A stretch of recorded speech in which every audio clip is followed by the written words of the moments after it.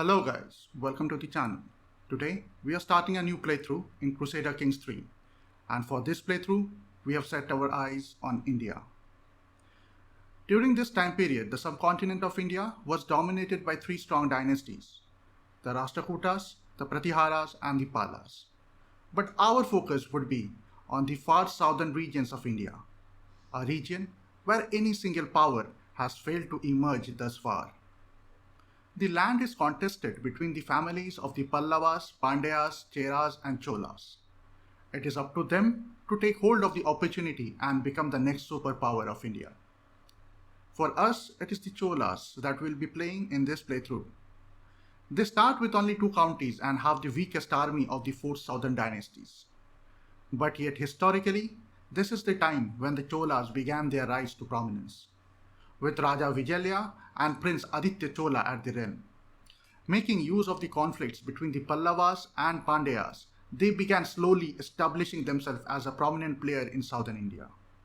Within the next 200 years, the Cholas would grow to control not only southern India, but their control would spread across eastern parts of India, Sri Lanka, even to Sumatra and Malaysia. But that's too far from where we are now. The year now is 867 AD, and the Cholas rule over just 2 counties, surrounded by powerful enemies. We will try to imitate their rise, but in our own style. For this playthrough, we'll be making our own build, as the default builds are just random. They have a 40-year-old king with an adult prince. That gives me little room to impose any specific type of gameplay. So this is what we have built up. Raja Adhiraja Chola. The customization point is below the limit, so he is eligible for achievement in Iron Man mode. Adhiraja is at a tender age of 16 years and aspires to master the art of intrigue. He is of temperate personality, which gives him the favor of the gods. Also, if he is to drive the rise of the Cholas, then he must be intelligent. In terms of skills, he has an average understanding of diplomacy and warfare, while his administrative education was good, but it is in the art of intrigue where he is really skilled. So now that we have the premise ready, let's start.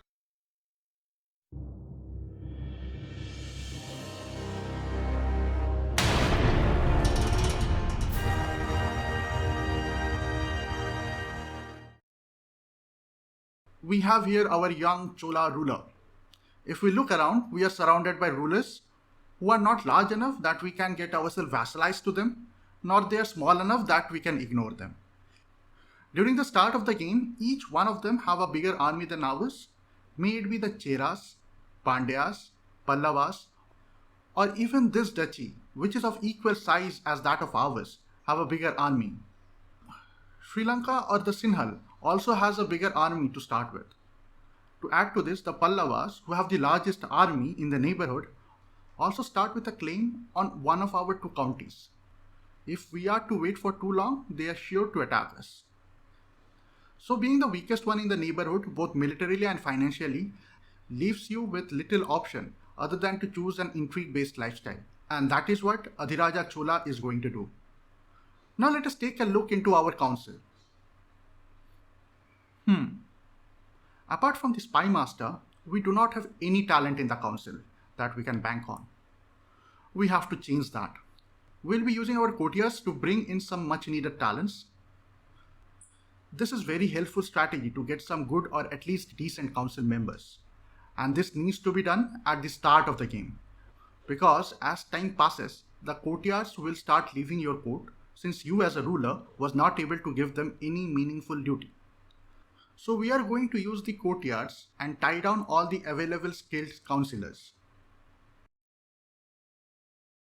Now that we have tackled the council, let us find a spouse for our young ruler. We will be mostly sticking with 1 spouse, even though we can have multiple. The reason being that more spouses means more children, which will eventually give rise to much better partition during succession, or more people having unnecessary claims on our realm. Also in this playthrough, we are not going to be dependent on forging and maintaining allies. So additional spouses would be taken only if absolutely necessary. Having said that, Amritkala seems to be the ideal match for Adhiraja. She also has the intelligent trait, which almost ensures that their children will inherit this trait or can even come out as a genius, which is an upgrade to the intelligent trait. Also, she does not have any personality trait that conflicts with the belief of our religion, so the clergy should not be plotting against this marriage. And her stats are decent enough to give a boost in stewardship and intrigue.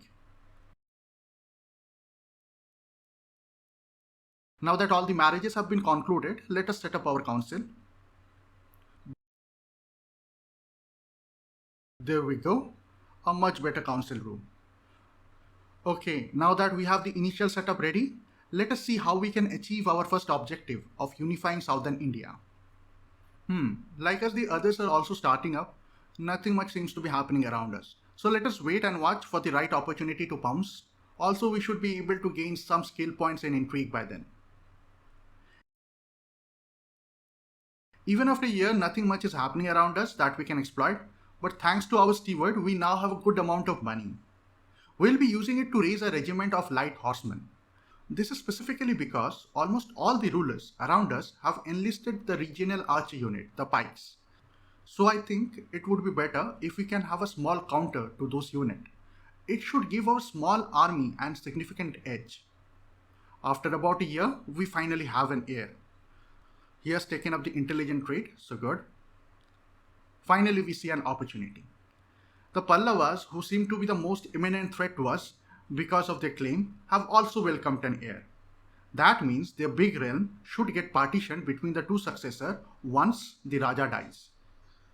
But killing him won't be easy, especially when we are still learning the arts of intrigue. We will need some leverage. Let us try to fabricate a hook on the queen. We have a 90% chance of pulling it off. In the meantime, we will commission a claim fabrication on the Pallava capital of Kanchivaram, so that if and when we kill the Pallava king, we should have a genuine claim to snatch away their capital. Okay, finally we have our hook ready. 50 coins for a strong hook is a good deal. We will take it.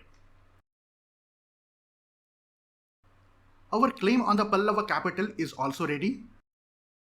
And now for the last piece before we make a move for the Pallava king. This should give us plus 30% success chance in murder schemes. Okay, now we are ready to plot our first assassination. The initial success shows to be 23%, but we are going to take the rest. If we wait any longer, the Pallavas might start a war upon us on the basis of their claim. Let us buff our success chance by getting the Pallava queen to sign for us.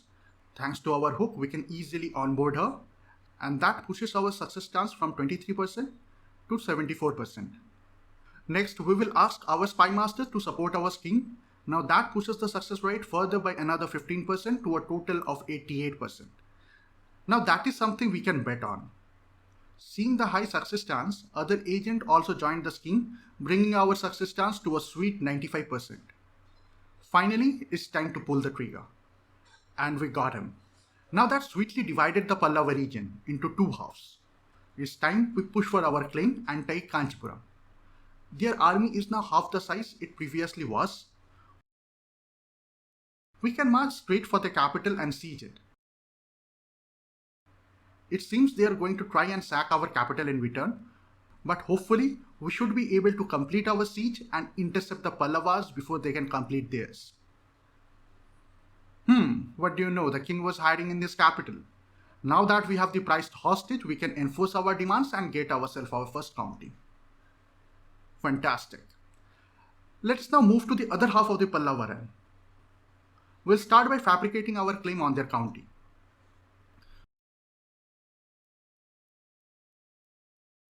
The little king has already made an alliance with the Chalukyas. Though his individual army is almost same as ours, but with their allies on the side, we won't be able to take them on directly. So we have to do something about the alliance first before we can make a move on the young king. We can try to assassinate the allied king himself, but the chances of that are low and will be much of an hassle. Instead, we can go for the breach of the alliance. And if we can remove her, then the base of the alliance should be gone. And since she is not a ruler, it should be less of a risk to assassinate her. Let us get our spy master to support the scheme. and the new perk should further increase our success chance. 61%. It is no way a good success rate, but at least it gives more than half a chance to kill off the target. Also, since she is not a ruler, the implications of failure should not be that high. Okay, we have failed. No worries, we can try for another attempt, and luckily our scheme is not discovered yet, so that means no progress loss.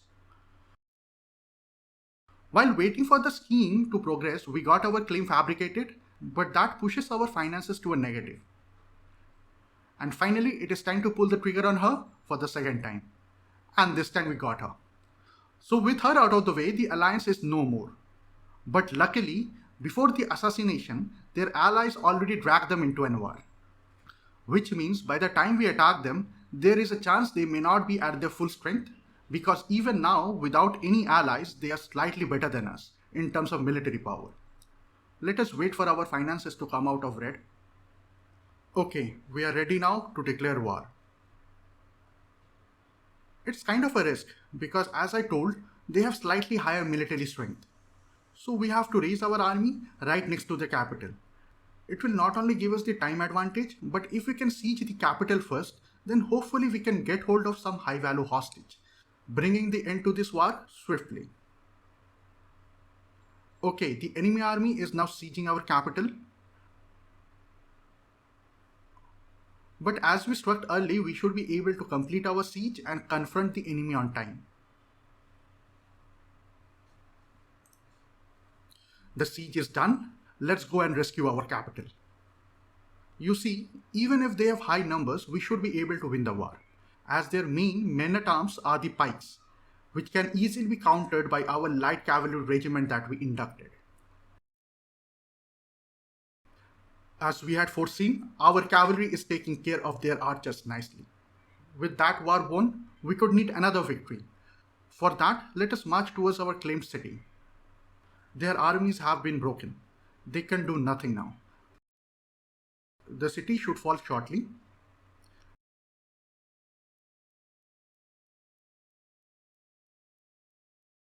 And here we go. Another Pallava county now belongs to us. We have already doubled our realm size from just 2 counties to 4 in just 10 years. Okay, now that the Pallavas have been subdued, let us see if we can do something similar to the Pandyas. But unlike before, the Pandyas hold only one major title. So even if we are able to kill the Pandya king, his realm will not get divided. But having a child rule the kingdom will surely make the conquest much more easy. Let us start by trying to find some secrets in their court at Madurai. Because without any leverage, it can be a risk going for the Pandya king. Both his army and treasury is superior to ours. Okay, we have a secret for one of the Pandya courtiers. If we can successfully blackmail him, we should be getting a hook on him. I think that is good enough to go for the murder scheme. 48% to start with, not bad. Let's get our inside man to join the plot. And as usual, ask our spy master to support us. That gets us to 83%, a healthy success rate. Now all we are going to do is wait. Finally, it's time. With such high percentage, we should be getting him. And we indeed did get him. Very well, now let's see. It seems one of the county did not belong under the former Pandya king's major title, so the vassal has broken off from the Pandya rule. And it seems he is ready to accept our vassalization offer. Very good. Very good. Another county for the Cholas. That was a real bonus that we didn't anticipate it. But now time for the real prize, breaking the Pandyas once and for all. Okay, we can technically go on war with the child king, but there are a few concerns. We are still working on fabricating a claim on the whole of Pandya duchy. Secondly, with the force that he has and the money in his bank, he can easily hire mercenaries, which will pose a challenge to our levy-based army. And finally, he has too many relatives who can be married off for quick alliances. So for now, we will wait for the claim fabrication to complete on the whole duchy. Okay, even after multiple attempts, we are not able to get a claim on the whole duchy. We already have a claim to one of the Pandya county, so we will go with it for now. In the meantime, we can send our priest to fabricate a claim on the northern Pallava province, with whom our truce is about to get over. So now let us see how we can break the Pandyas. They somehow still have a good amount of money to buy mercenaries if need be, or can marry off relatives for strong allies. So direct confrontation is risky. Let us try to abduct the young king instead. Okay, good number of people are already joining into our plot. Let us try to invite the king. Not sure if that helps with the kidnapping though.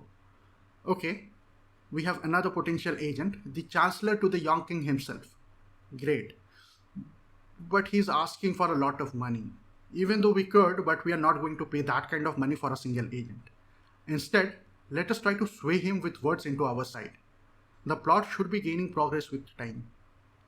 Okay, our abduction has gained massive support and their chancellor has also joined in the plot. Finally, we are ready for the abduction. Now we will be declaring war for our county claim and then we will initiate the abduction. If successful, which it should be at 85%, we should be able to win the war without picking up a single sword. Okay, let's declare war first. Very well. Now let's hope the abduction is successful, which it is. Very good. With the enemy king captured, we already get a war score of 100. And now we can get our county. And that should weaken the Pandyas both militarily and financially over time. Okay, now we wait for our claim on the northern Pallava county. Great. They are weaker to us, both in numbers and coins. We should be getting a quick victory if we strike first. Thanks to our cavalry, we can easily counter their archers.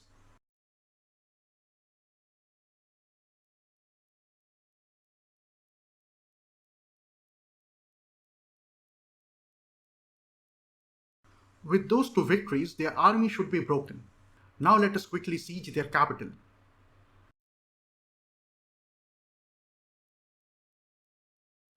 The siege should be over soon. And with that, we get ourselves another victory. We are only too short from forming a kingdom. For those two counties, we can go after the western Chera territories. But instead, we are going to wait for our truce with the Pandyas to end. In the meantime, we try to get a claim on the whole of the duchy once again. Okay, 4 more years have passed and we have got our claim on the Pandya duchy. Also, our truce has ended with them. Interestingly, the Lankans have declared war on the Pandyas to capture the same duchy that we were aiming for. The Pandyas with their allies are almost equal in strength compared to the Lankans or us for that matter. Now, if the Lankans win the war, then not only will we be up against a strong opposition, but we'll also have to plan from the start to claim the Pandyan duchy. So the only option seems to be we declare war on the Pandyas while they are distracted by the Lankans. And at the same time, let's also put the Lankan king into our hit list. With an experienced king out of the way, the Lankan should be easy to handle. Okay, we have few agents ready to join already. Very good. It seems the queen herself is ready to get her husband murdered for only 75 coins. So let's get her on board. Very well. Now let's try to sway other potential agents.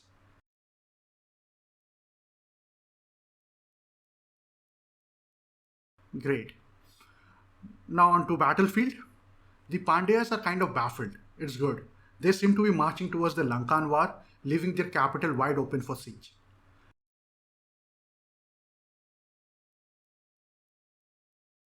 As for the lifestyle choices, I think now we have enough intrigue-based perks to get our job done. So let's move to a diplomatic lifestyle. We will need it to create titles and get vassals. The siege is moving smoothly. Looks like the Lankans are sieging one of our cities for whatever reason. We'll have to move faster with the murder plot. Okay, this should do it. Our siege on the Pandya capital is done. Time now to put the king of the Lankans to sleep. Great. Now this should slow them down. Now let us quickly take control of the remaining Pandya city, while the Lankas and the Pandyas are busy fighting among themselves. This is the kind of exact opportunity that even the real-life Cholas would have taken to gain grounds. See, the Pandyas were going to come back to defend their city, but the Lankans stopped them. Making use of the infighting, we have almost taken the Pandyan duchy without any loss. Great, the war is won. Now let us take control of the duchy. That will make the former Pandya king our vassal. And that also means we will inherit their Lankan war. But the long war with the Pandyas and the loss of their king, thanks to our kniving plots, has weakened the Lankans. In fact, it seems they are ready to consider white peace. It is actually a very good deal for us. We basically don't have to lose anything to stop this war. Also, there was nothing much for us to gain as well from this war. So better indeed that we make peace. Great. Now the reign of the Cholas match up to the other great kingdoms of India. Within almost 20 years, we have eliminated our much stronger rivals, the Pallavas and the Pandyas. And also, we have grown our county count from a mere 2 to 9. We can now very well create our own kingdom. But we will not be rushing to form the kingdom just yet. Let us gain some more diplomacy perks. Hopefully, that will help us to bring down the title creation cost. Okay, while we are waiting for our diplomacy skill to power up, we managed to fabricate our claim on this nearby county. It's only one county and we should be able to win it pretty comfortably. We could have waited and eventually vassalized them, but if we can take them now with minimal fuss, why not? Okay, so as anticipated, the war was swift and easy. The Cholas now have 10 counties under their name. We are now ready to create the kingdom. The title creation cost has come down by 100. Now we have our very own court that we can play with. Hopefully, this court will give us the prestige needed to reform our culture in next episodes. And also, it can help with other intrigue and diplomatic plots. We might explore them in the future. Now that we are a king, vassalization should be easy. We want to vassalize the Cheras, but they are in war currently. We'll have to wait for that to finish. In the meantime, it seems with the killing of the previous Lankan king, the county of Maldives have become independent. And with little persuasion, we should be able to vassalize them. Fantastic. Okay, finally the Cheras are done with their war. Now they shall be ready to acknowledge us as their overlords. There we go. The Pallavas, the Pandyas, the Cheras have all come united under the Chola banner. Not only that, with the control over Maldives and the southern tip of India, we have begun building our maritime empire. Hopefully, on the next day, we will expand our maritime footprint all over Asia. Thank you all. That was all for today's episode. Please do consider liking the video and subscribe to the channel. Have a great day and thank you.